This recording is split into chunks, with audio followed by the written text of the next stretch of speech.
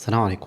الفيديو ده انا حابب اتكلم فيه عن مفهومين موجودين في عالم الويب، وهي حاجه اسمها سيشن وحاجه اسمها كوكيز.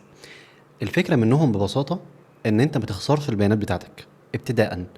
يعني ايه ما اخسرش البيانات بتاعتي؟ يعني انا لو جيت هنا قلت تاسك، مثلا قلت استادي جافا سكريبت وعملت سيف ذا تاسك، رحت عملت ريلود، بح، الكلام ده راح. عندي حاجتين اقدر بيهم ان انا اعالج المشكله دي. الحاجه الاولى اللي هي السيشن، فطول السيشن حاجه بتحافظ لك على القيم بتاعتك طول ما المتصفح شغال. لما المتصفح يتقفل السيشن دي بتروح. دي بتستخدم في ايه؟ لو انت جيت مسجل دخول على موقع زي فيسبوك فهم بيعملوا لك سيشن تدخل بيها. طيب، في حاجه بقى اعلى منها، الكوكيز. الكوكيز فكرتها ان انت بتحتفظ بالبيانات حتى لو قفلت الجهاز بتاعك. دي بيستخدموها في ايه؟ لو انت داخل على موقع زي فيسبوك عملت ريمبر مي، فهم بيخزنوا الكوكي. يعني الكوكيز حتى لو قفلت الجهاز بيبقى مخزن حاجه عندك، عارف انت مين. ولما تيجي تدخل على فيسبوك تاني بيشوف لو انت عندك كوكيز دي على الجهاز بتاعك، بيبقى عارف ان انت كنت مسجل دخول قبل كده وقلت له خليني مسجل دخول على الجهاز ده، فبيروح مدخلك على طول. اما السيشن، طول ما المتصفح شغال فالسيشن شغاله معاك. دول اللي هنتكلم عليهم في الفيديو ده ان شاء الله. طيب هنبدا ان احنا نعمل مع بعض فكره بسيطه. هن... هن... طيب هنبدا ان احنا نعمل مع بعض فكره بسيطه هنستخدم فيها فكره السيشن. السيشن زي ما قلنا انت بتحتفظ بقيمه معينه طول ما المتصفح بتاعك شغال، او طول. فهاجي هنا هقول له اللي انا هعمله، الفكره اللي انا هعملها ان انا هكتب هنا اي حاجه تاسك واروح مسيفه في فكره السيشن دي، ولما اعمل ريلود هروح اجيبه. الموضوع ده هعمله ازاي؟ هاجي هنا هقول له سيشن ستورج دوت set ايتم. set ايتم دي بتاخد مني حاجتين: اسم اللي انت بعد كده هتروح تجيبه، والقيمه بتاعته. الاسم هقول له هنا ان هو هسميه تاسك، اي اسم انت عايزه.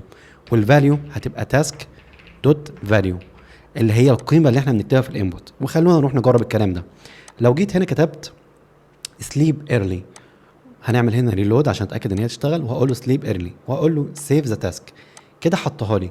لو عملت ريلود هتلاقي انه هي راحت. لو رحنا هنا عند الميموري او عند، لو رحنا هنا عند الابلكيشن بالشكل ده، هتلاقوا عندي حاجه اسمها سيشن ستورج بالشكل ده. هتلاقوا هنا، خلونا كده نشوف ان انا مخزن هنا عندي هنا مخزن تاسك سليب ايرلي بالشكل اللي انتوا شايفينه ده. اللي حصل هنا ببساطه، علشان بس نمشي مع الموضوع خطوه بخطوه، انا رحت استخدمت حاجه اسمها سيشن ستورج، حاجه متوفره في الجافا سكريبت بتسمح لك ان انت تخزن حاجه بشكل في المتصفح نفسه، بحيث ان انت طول ما انت شغال في المتصفح تقدر ترجع لمعلومات معينه بدل ما تخسرها. وقلت له سيت ايتم بالشكل ده، اديت الايتم ده نيم ايا كان ايه هو النيم، واديت له قيمه اللي انا حطيتها اللي هي سليب ايرلي. ازاي اجيبها؟ بكل بساطه، السكريبت ده لما بيحمل انا هروح واخد الفانكشن اللي احنا عملناها دي، هروح واخدها مشغلها. مش احنا قلنا ازاي نشغل الفانكشن؟ لو حبيت ان انا اشغلها اعمل لها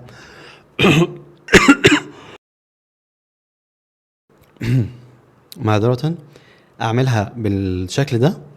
هاجي هنا اقول له بكل بساطه هات لي السيشن ستورج، روح دور لي عليها دوت جيت ايتم، ايه اسم الايتم تاسك. وهعمل هنا ريلود، هتلاقوا مهما اعمل ريلود هتلاقوا ان هي موجوده، الا لو انا جيت هنا ورحت عامل كليك يمين وعملت لها كلير، مسحت السيشن.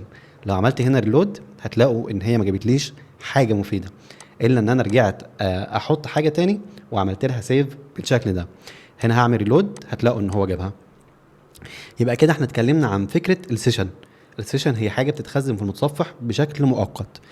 لو عايز اخزن الموضوع لوقت اطول بنستخدم الكوكيز. الكوكيز بتديك امكانيه او مساحه ان انت تخزن الموضوع ده على جهازك مش على المتصفح نفسه.